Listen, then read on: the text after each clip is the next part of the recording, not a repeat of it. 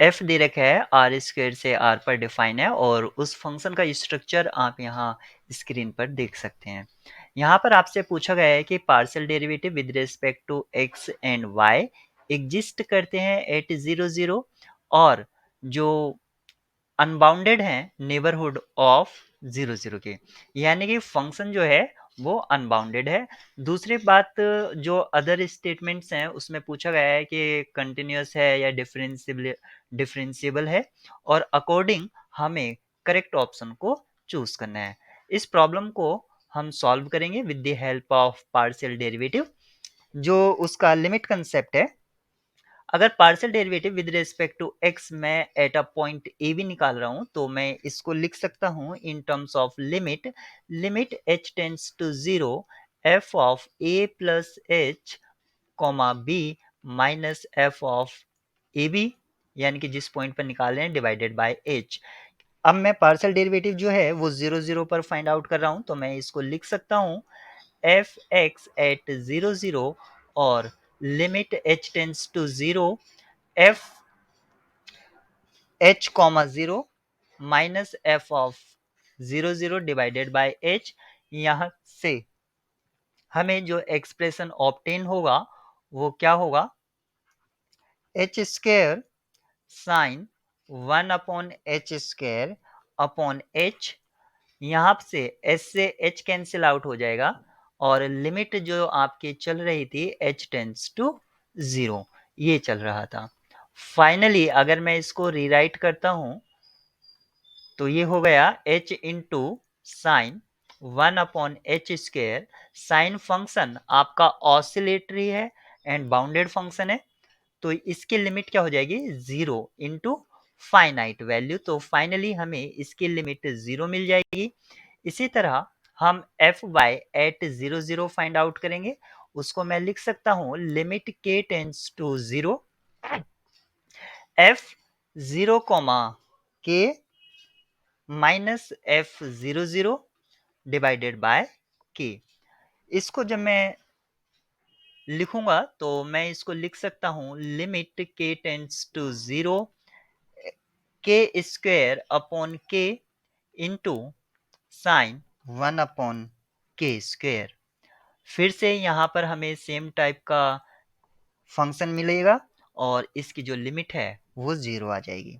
तो आपने देखा इसके दोनों ही partial derivative with respect to x and y at 0 0 exist करते हैं। अब हमें ये चेक करना होगा कि फंक्शन बाउंडेड है या नहीं है।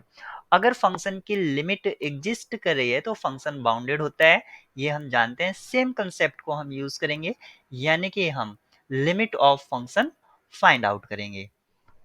फंक्शन की लिमिट फाइंड आउट करने के लिए, क्योंकि हमें जो फंक्शन दे रखा है वो है x square plus y square into sine 1/x² plus y square. अब हमें इस फंक्शन की लिमिट फाइंड आउट करनी है एट 0 0 पर। तो हम क्या करते हैं कि किसी पाथ के अलोंग, क्योंकि यहाँ पर आप देख सकते हैं y इक्वल्स टू mx में चूज कर लेता हूँ इस पाथ, और इस पाथ के अलोंग अगर मैं लिमिट फाइंड आउट करने की कोशिश करता हूँ तो मैं इसको लिख सकता हूँ लिमिट x टेंस टू 0। अब आप जो एक्स वाई लिखते थे 0 0 को आप सिंपली x टेंस टू 0 लिख सकते हैं, आप लोग जानते हैं। ये हो जाएगा x square plus m square x square into sine 1 same नीचे हो जाएगा, यानी कि x square plus m square x square. Sine x का जो एक्सपेंशन होता है वो हम यहाँ पर यूज कर लेंगे। साइन एक्स आपका होता है x plus x cube upon 3 factorial plus x raise to the power 5/5 factorial.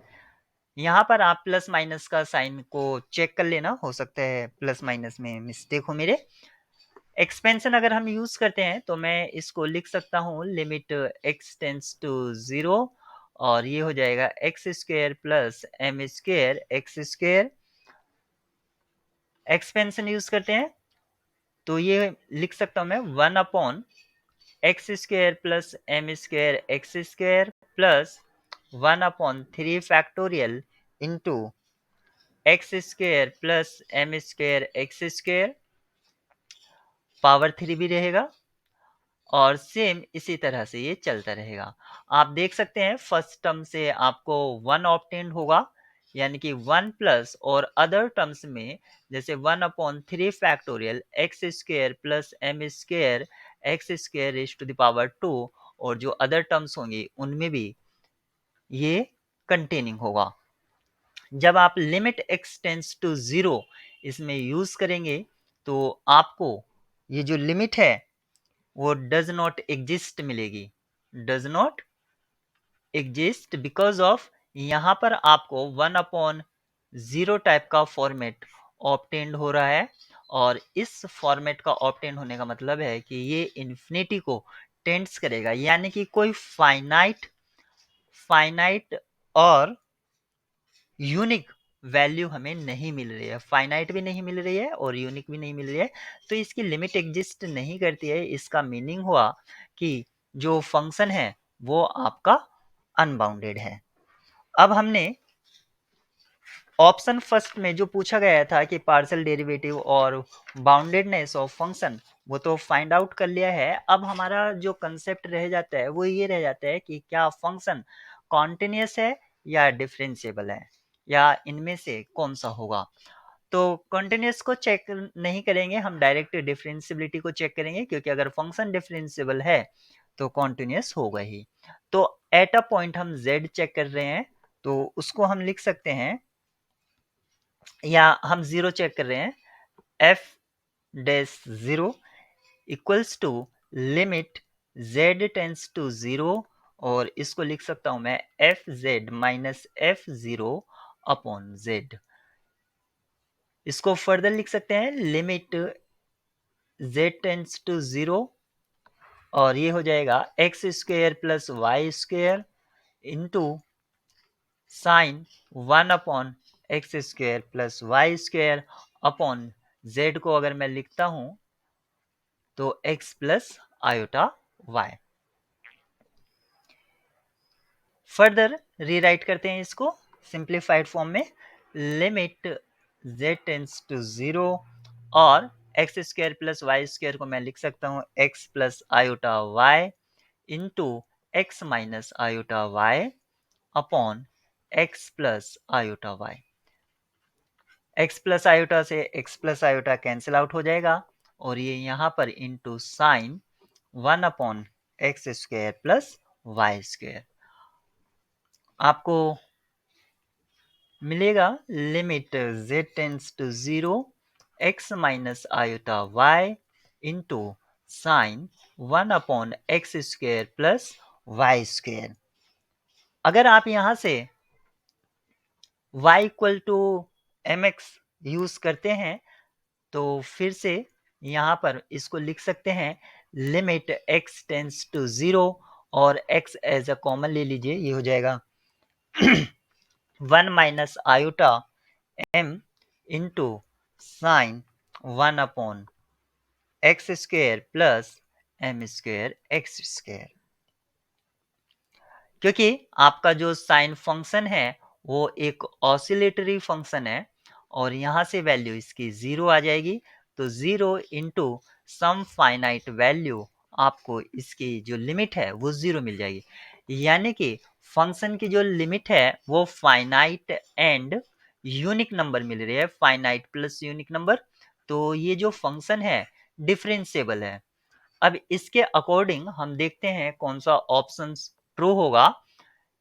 जो स्टेटमेंट 4 है f इज डिफरेंशिएबल एट 0 0, ये आपका ट्रू होगा, यानी कि ऑप्शन सी ट्रू है, और अदर ऑप्शन ट्रू नहीं है, क्योंकि ऑप्शन 2 में कहा है function is continuous but not differentiable, जबकि डिफरेंशिएबल है तो कंटिन्यूअस भी होगा।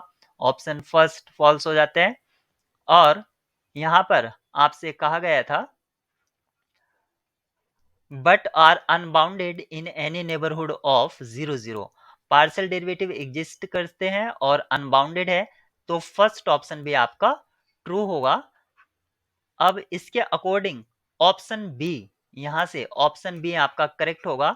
ये फोर्थ जो ऑप्शन सी था ये नहीं होगा।